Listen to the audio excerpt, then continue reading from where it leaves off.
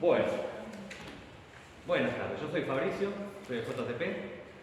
Ella es Nancy, la vieron, que es ayudante. Y hoy vamos a hacer el trabajo práctico número 3, ¿sí? El primero de complejos. Hasta ahora los trabajos prácticos que hicieron fueron primero los del bloque S, ¿sí? Los metales alcalinos de alcalinos térreos. ¿Sí? ¿Se acuerdan que como están llegando los orbitales S, que son muy fáciles de sacar esos electrones que están en orbitales S, los estados de oxidación generalmente son más 1 y más 2. Entonces la química queda bastante reducida a considerarlo como pelotitas cargadas, ¿sí? Con las variaciones que tenemos cuando hay polarización, cuando tenemos diferencias de tamaño, pero en general no tenemos mucha química, o sea, no hay muchos compuestos que se formen, ¿sí? Generalmente son estequiometría simple. Ahora, cuando empezamos a trabajar con los elementos del bloque P, ¿sí? Ahí la cosa empieza a cambiar. Con el primer trabajo práctico de visión del bloque P, que es aluminio, en general vieron que es bastante parecida. ¿Por qué? Porque el aluminio tiene un solo electrón orbital P que lo pierde y finalmente queda como aluminio más 3. Los compuestos son más simples a pesar de que ya empieza a haber ciertas diferencias, ¿sí? Y después para adelante empieza a variar bastante. Ya dejamos de lado toda esa cosa tan simple de considerarlo como redes iónicas o demás y empezamos a tener que tener en cuenta los orbitales moleculares, ¿sí? Toda la teoría de orbitales moleculares para poder explicar los enlaces y demás, ¿sí? Entonces, eso fue la química del bloque P.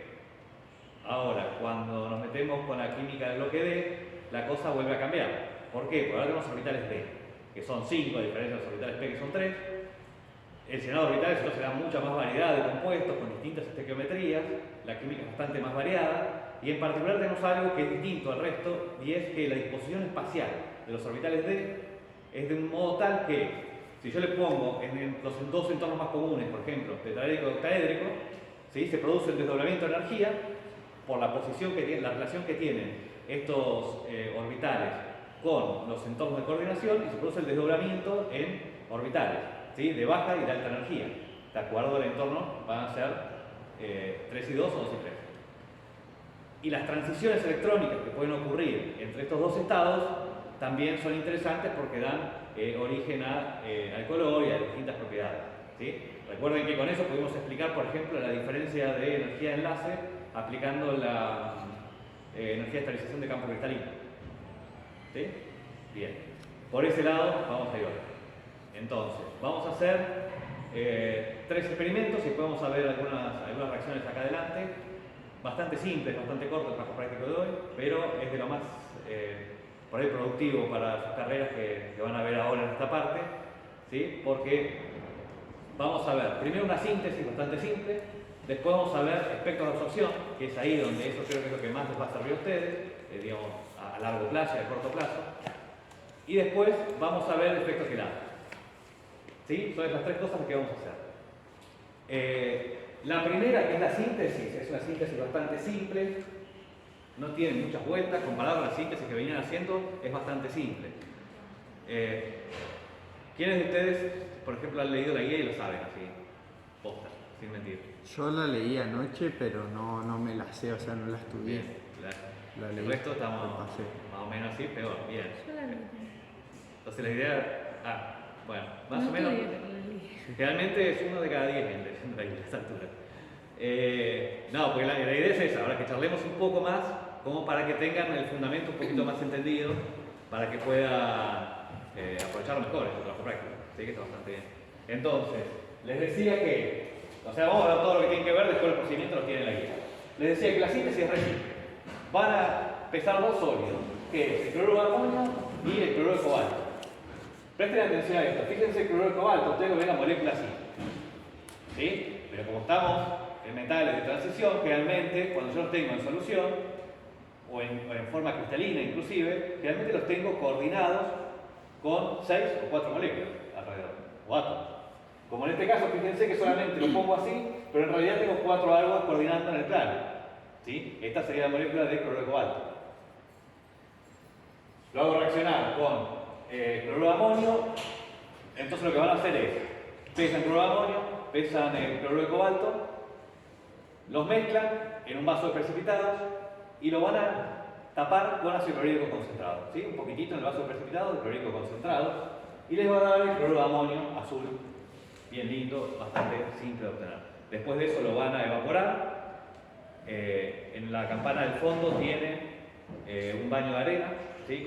Que está caliente, entonces lo ponen ahí, con la campana prendida, se va a ir evaporando el clorhídrico y va a quedar el sólido, que es el tetraclorocobaltato, ¿sí? Un sólido de color azul bastante lindo. Cuando cargue el ácido clorhídrico, importante, tienen que usar guantes porque queman el ácido clorhídrico, la campana prendida, ¿sí? Y bajo el vidrio. ¿Por qué? Porque el clorhídrico concentrado es fumante, o sea, tiene una alta presión de vapor, larga mucho vapor. Si uno se lo respira, te barre las vías, o sea, todas las mucosas, las vías respiratorias, te las barre todas, te agarras la primera peste que te cruza. ¿Sí? A mí me ha pasado. O sea, hay que tenerse cuidado con los vapores, no es tóxico, pero sí es irritante. ¿Sí? Y lo mismo, gafas, ¿por qué? Porque no solo es irritante, sino que quema rápido. O sea, bien te cae la gota, te quema. Te cae en un ojo hasta que te llegaste a enjuagar, te va a quedar una mancha por un largo rato. ¿Sí? Entonces, gafas, campana prendida y guantes. Así de simple la primera parte, que es la síntesis. La segunda parte va a ser la parte de espectrometría, ¿sí? Vamos a medir espectro. ¿Alguno usa un espectrofotómetro? ¿Un espectrofotómetro? ¿Usó alguna vez un espectrofotómetro? La primera clase con las llamas. Eso es un no, ese es un espectrómetro. espectrógrafo, en el que vieron, ¿sí? Pero es más o menos el mismo fundamento. La diferencia es que el espectrógrafo solamente es una apreciación cualitativa, uno ve algunas cosas. Ahora, si uno quiere cuantificar cuánto tiene de intensidad esas líneas, hay que hacer otra cosa, ¿sí? Entonces, cuando nosotros vemos una sustancia, ¿sí?, que absorbe luz, o sea, es coloreada porque está absorbiendo luz, ¿sí? No es porque está reflejando, podemos asumir que es una única banda que está absorbiendo, o sea, que está absorbiendo en una región en particular del espectro, y si lo veo rojo porque está absorbiendo en la región al contrario, sí. ¿Sí? O sea, que va a estar absorbiendo alrededor de 500. Lo mismo, si yo tengo esa otra sustancia azul, puedo hacer la misma conjetura. Que este color se debe a que la sustancia que está disuelta acá adentro está absorbiendo en esta región, entre 650 y 600. ¿Sí? Eso es una forma cualitativa de hacerlo a ojo, de tener una idea, pero uno ya puede hacer eso. Se hizo durante muchos años. Pero, ¿qué pasa si yo quiero tener una idea un poco más certera de cuánto está absorbiendo a cada longitud de onda? Para eso lo que tengo que usar es un aparato, un espectrofotómetro. Es un aparato bastante simple, ¿sí? ¿Alguno vio el video que hice del espectrofotómetro? Entonces les decía que el espectrofotómetro, les decía que lo hice yo porque lo hice en mi casa. O sea, es un aparato que se puede hacer en la casa de uno. ¿Sí? Los componentes son bastante simples, son bastante fáciles de conseguir. Este es un esquema básico de un espectrofotómetro. Fíjense que esta es la fuente de luz. ¿Sí? Una fuente de luz que es una lámpara de tungsteno, la lamparita de la incandescente, que ya no hay más, pero la lamparita incandescente. También suelen tener otra lámpara accesoria de deuterio que tiene otro espectro distinto, pero en general tienen, digamos, la forma más simple sería una lámpara incandescente. Una lente colimadora que lo que hace es que la luz que va dispersándose desde una fuente la colime, o sea, la haga que vaya derechito para que no se disperse. La hace pasar por una ranura, esa ranura va a estar enfocada sobre una red de difracción que lo que hace es separa la luz blanca en sus longitudes de onda, en sus colores, ¿sí? Como la superficie de un CD. Básicamente, en la superficie lo que tengo es esto, ranuritas, y esta distancia de acá es del orden de la longitud de onda de la luz. Entonces se produce el fenómeno de difracción, que lo vieron en física 2, ¿no? Sí. Bueno, Sí. en física 2 ven el fenómeno de difracción, la luz se difracta. Y puedo, entonces, ¿sí? Tengo la fuente de luz, la colimo, o sea, la hago que vaya paralela, la hago pasar por una ranura, la enfoco sobre la radiofracción que separa la luz en sus componentes. Y luego con una segunda ranura selecciono qué longitud de onda yo quiero ver. Y al final pongo un detector para detectar la intensidad de luz. No detecta colores, solamente cuántos fotones llegan, no le importa de qué longitud de onda son. ¿Sí? Entonces lo que hago es girar esto. Si yo giro la red de difracción, lo que va a cambiar es qué longitud de onda va a pasar por acá. Si lo tengo calibrado, yo sé qué longitud de onda estoy seleccionando. Entonces acá le pongo una perillita que gira y con esa perillita selecciona la longitud de onda. ¿Sí? Si yo ahora grafico lo que obtengo, o sea, qué intensidad tengo a cada longitud de onda, lo que obtengo es un espectro de transmitancia. ¿Sí? Como no tenía nada metido en medio, es el espectro de transmitancia de la fuente. Fíjense que esta es la fuente de tungsteno, o sea, la fuente de la lamparita. Este es el espectro que tiene. Fíjense que no es como uno esperaría una línea recta, que tuviese la misma intensidad toda la longitud de onda, como uno esperaría, sino que tiene un espectro que fíjense que tiene menor intensidad a mayores longitudes de onda y es mucho más intensa a menores longitudes de onda, lo cual es en la práctica lo que nosotros conocemos como luz cálida, esa luz amarillita, naranja, ¿sí? Que es lo que vemos, la lamparita generalmente incandescente es naranja, luz cálida. ¿Por qué? Porque tiene más componente de luz roja que de luz azul, ¿sí? La luz blanca, en general este tipo de luz LED, tiene más componente del lado azul, ¿sí? Los monitores, lo mismo. Entonces, ¿qué pasa si yo uso esto para poner una muestra en medio? ¿Sí? Una vez que seleccioné la longitud de onda y le mido la intensidad, le meto una muestra en medio. Entonces, ¿qué es lo que obtengo finalmente? Obtengo la intensidad que llega después de ser absorbida, o sea, la transmitida después de ser absorbida. ¿Cómo lo voy a ver? Es un espectro de transmitancia, que le morfaron un pedacito del espectro. ¿Sí? Eso es. ¿Qué pasó? La muestra, como habíamos dicho, absorbió una parte de la energía correspondiente a esta longitud de onda, por eso lo vemos de este color rojo. ¿Sí? Ahora, si yo tengo que ver esto de un modo más claro, fíjense que como esto tiene una forma, esto no es fácil de analizar, así como está. Fíjense este gráfico, es horrible. ¿Sí? Un gráfico, una cosa así que le falta un pedazo. Es difícil de analizar. Entonces, ¿qué es lo que hago? Divido este sobre este. Entonces, si yo divido chiquitito por chiquitito y grande sobre grande, se achata. ¿Sí? Y lo único que voy a ver es esto, que es la diferencia entre los dos. ¿Sí? Si yo lo escribo, fíjense que lo que estoy haciendo es la intensidad inicial, que es la de la fuente, dividida a la de la muestra. O sea, antes de que llegue a la muestra y después de que atraviese la muestra. Y si lo escribo en forma logarítmica, para que no me quede tan grande el gráfico, porque si no me quedan muchos órdenes de magnitud, obtengo esto, que es un espectro de absorción. Que fíjense que es lo mismo, graficado de otra forma. Esto es un espectro de transmitancia. Obviamente este es el colorcito para que ustedes lo vean nada más, para que vayan incorporando cómo son los espectros. Y este es el espectro de absorción. Esto es el ABC de la química para ustedes, para la química, la bioquímica, la farmacia, en todos los laboratorios van a encontrar espectrofotómetro. ¿Sí? Sirve para detectar una sustancia que yo le conozco el espectro. ¿Sí? Generalmente para los ensayos clínicos, por ejemplo, yo meto y digo, ya sé que la longitud de onda tiene tanto, puedo seguir reacciones en forma cinética, o sea, en el tiempo puedo ver cómo van modificándose algunos metabolitos, por ejemplo. Sirve para identificar especies. Si yo le conozco el espectro, puedo ver qué especie tengo, puedo identificar qué especie es. ¿Sí? Sirve para analizar, por ejemplo, si yo estoy separando dos sustancias, por ejemplo. Si corro una columna, eso no es una columna, sí, quiero separar dos sustancias, una columna cromatográfica, ¿sí? Una columna que tiene un polvito adentro. Quiero, por ejemplo, tengo aceite de cannabis, quiero saber cuánto tiene CBD, THC. Lo paso y las fracciones le hago espectros. ¿Y qué voy a ver? Voy a ver que, si yo lo corro, voy a ver que uno tiene un espectro así y otro un espectro así. O sea, estos son los piquitos que fueron saliendo en el tiempo.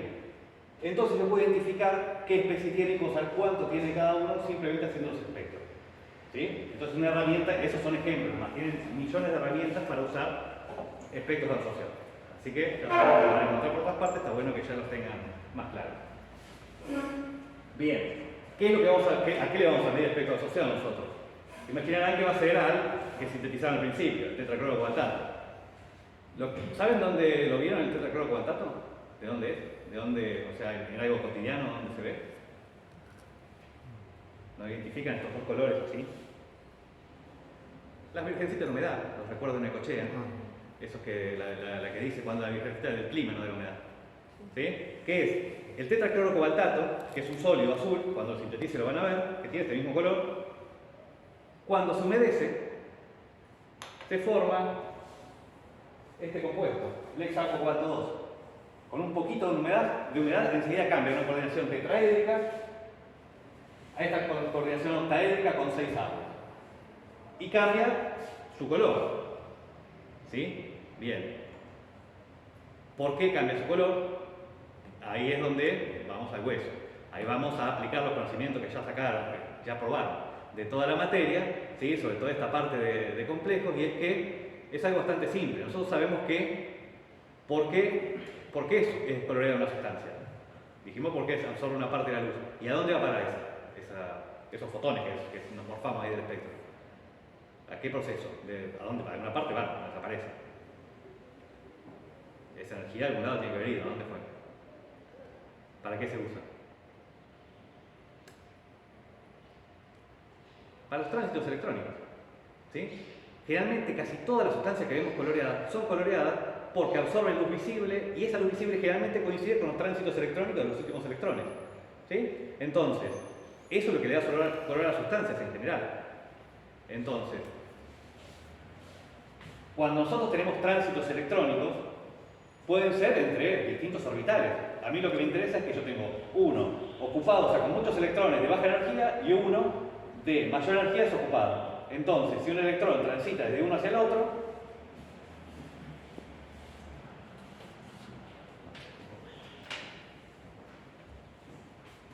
¿sí? Yo tengo dos orbitales de distinta energía. Y este está ocupado. Tiene una diferencia de energía. Cuando este electrón absorbe un fotón, puede saltar a una de mayor energía. Y en nanosegundos vuelve a absorber y vuelve, a absorber y vuelve. Por eso, la longitud de onda correspondiente a esta energía desaparece. Pues se está comiendo este electrón que va y viene. ¿Sí? Bien. Eso pasa con cualquier sustancia. Ahora, en nuestro sistema en particular, tenemos orbitales D. Y ya dijimos que una característica de las más notables de los orbitales D es su desdoblamiento. ¿Sí? Si yo pongo el cobalto más 2, que es un D7, ¿sí? Perdió dos orbitales de 4S, tiene 9, perdió 2, le quedaron 7 en los orbitales D. Si yo lo pongo en entorno tetraédrico, ¿sí? Va a quedar con esta configuración electrónica. Si lo pongo en un octaédrico, de campo débil, va a quedar con esta configuración electrónica. Entonces, el tránsito electrónico, por ejemplo, que ocurre en este caso, es este, ¿sí? Este electrón se fue para acá.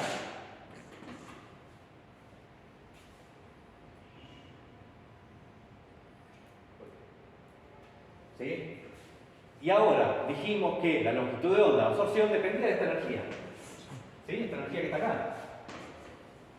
Y esta energía en particular para los complejos de metal de transición depende del desdoblamiento, que ya lo vieron, se acuerdan que dependía de 4 factores, que eran la carga del metal, el entorno de coordinación, la serie de coordinación y la fuerza del ligando. ¿Sí? En este caso, el metal es el mismo, así que no cambia. Todo lo que depende del metal no me importa. ¿Qué cambia? El ligando y el entorno de coordinación. ¿Qué es más importante el entorno de coordinación? El tetraédrico en general es la mitad del octaédrico. Entonces, esta energía es más chica. Como sabemos que la energía de un fotón es la constante de Planck por la velocidad de la luz, o sea, dos constantes, que no importa, sobre la longitud de onda, sabemos que es inversamente proporcional. Entonces, a menor energía, ese fotón va a tener mayor longitud de onda. ¿Sí? Entonces, por eso vemos ese cambio de coloración, porque uno se está comiendo la parte del verde y el otro se está comiendo la parte del naranja. Uno más energético, otro menos energético. ¿Sí?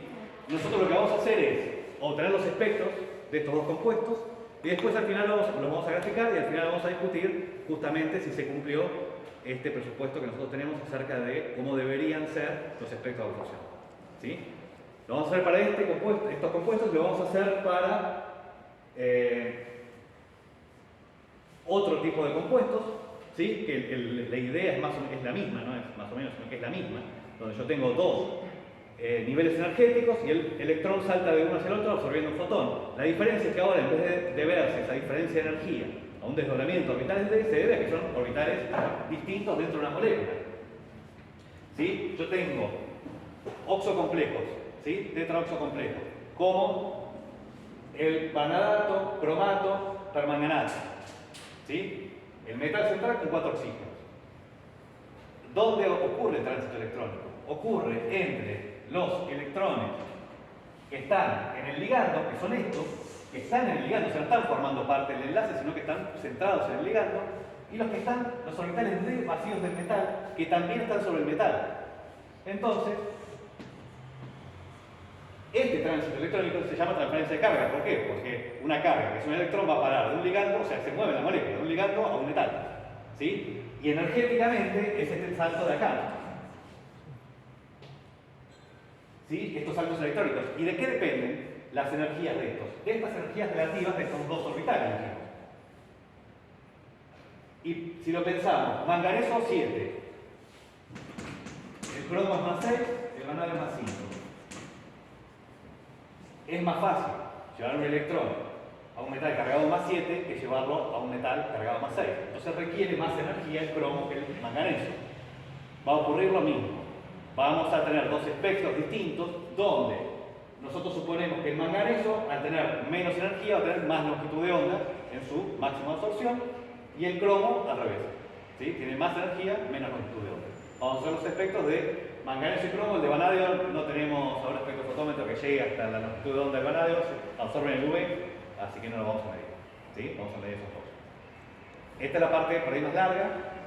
La otra parte es bastante simple, que es evidenciar el efecto quelato. ¿Sí? ¿Saben lo que es un quelato? Sí, una molécula que se acompleja con los metales y los arrastra, o sea, como que los encierra en todo el entorno. Va por ahí. ¿Sí? Quelato viene, o sea, etimológicamente viene de garra. Por eso es lo que está pensando vos. Eran como ligandos multidentados. Exactamente. Sí, ahí está. Los quelatos son ligandos multidentados, o sea que tienen coordinan a un metal por más de un sitio. ¿Sí? Los que llamamos ligandos en general se unen por un lugar. Si tengo 6 en un entorno octaédrico, ¿sí? Cuando son multidentados se llama quelato. La quelatoterapia es usar esta propiedad de los quelantes, o sea, de los ligandos multidentados, de unirse con mucha fuerza a los metales y solubilizarlos porque tienen carga en general los quelantes, por ejemplo, para sacar metales pesados de una persona intoxicada. ¿Sí? Le meten el EDTA, por ejemplo, y ese EDTA secuestra los cationes y los saca y los se pueden eliminar por orina, como sea, o diálisis, lo que sea. ¿Sí? Nosotros lo que vamos a ver es este efecto, nos interesa verlo desde un punto de vista termodinámico. ¿Por qué? Porque, digamos, poder entender cómo funciona la reacción química aplicando termodinámicos en forma conceptual y después verla en forma real, es bastante interesante y no siempre se puede llegar a eso. Fíjense que si yo tengo un compuesto metálico de níquel, por ejemplo, con 6 amoníacos, níquel más 2, y yo le agrego EDTA.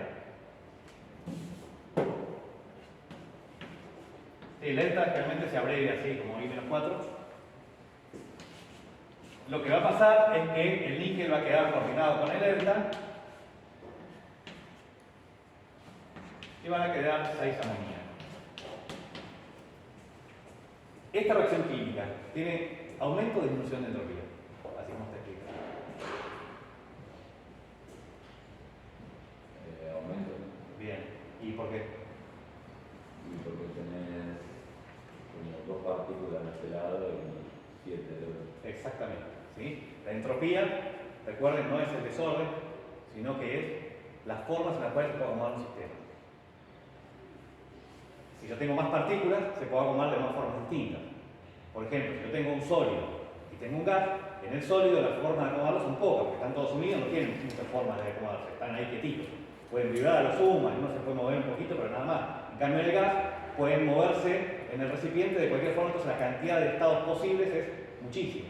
Por eso es el aumento de la entropía. En este caso aumenta el número de partículas, más forma de acomodar el sistema. ¿Sí?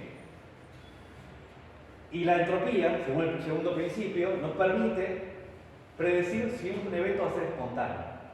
Si no, es una de esas pocas cosas que puede que tiene una asimetría temporal. O sea que las cosas ocurren en una dirección y no en otra. ¿Sí? No es de todo cierto, hacemos toque falso, pero no importa. Las cosas, o sea, puedo saber si una reacción química va a ocurrir o no va a ocurrir, o va a ocurrir en esa dirección o en la dirección contraria, a partir de aplicación del segundo principio, que lo que dice es que la entropía del universo siempre aumenta, básicamente. Y que en química, ¿qué es lo que usamos? La de Gibbs, la ecuación de Gibbs, que nos dice que el delta G va a ser delta H menos T por delta S. ¿Sí? ¿Dónde? ¿Dónde está representada cada energía del universo? Para nosotros una reacción química en el universo, si yo tengo una reacción química acá adentro, este es mi sistema y el universo es este. Acá termina el universo porque el resto no se ve afectado, entonces yo puedo considerar que el entorno más la reacción química son el universo. ¿Sí? ¿A dónde entonces está el aumento de entropía del universo? El delta H mayormente está relacionado con los enlaces. ¿Sí? La ruptura de enlaces genera calor, el calor liberado hace que se caliente el medio alrededor, aumenta la entropía, ¿sí? Pues se mueve más rápido, una forma normal del sistema, aumenta la entropía. Y esta es la entropía propia del sistema, ¿sí? Como la que vemos en este caso. Este valor de delta H, para este compuesto, fíjense que estos son los ligandos, este es el ligando etilengramina, perdón, este de acá. ¿Sí? Fíjense que es un ligando hexadentado, ¿sí? Que coordina por 6 lugares. Bien, la fuerza, o sea, de coordinación de estos compuestos es más o menos la misma que la de la amonía. ¿Sí? La de estas es muy parecida a la de los nitrógenos porque son pares libres apuntándole. Entonces, el delta H de estos compuestos no varía mucho. Da lo mismo romper 6 amoníacos que romper los enlaces de esta molécula. Son enlaces coordinados, no tienen mucha diferencia. La diferencia está fundamentalmente en esto, en el aumento de la entropía que genera el aumento de partículas.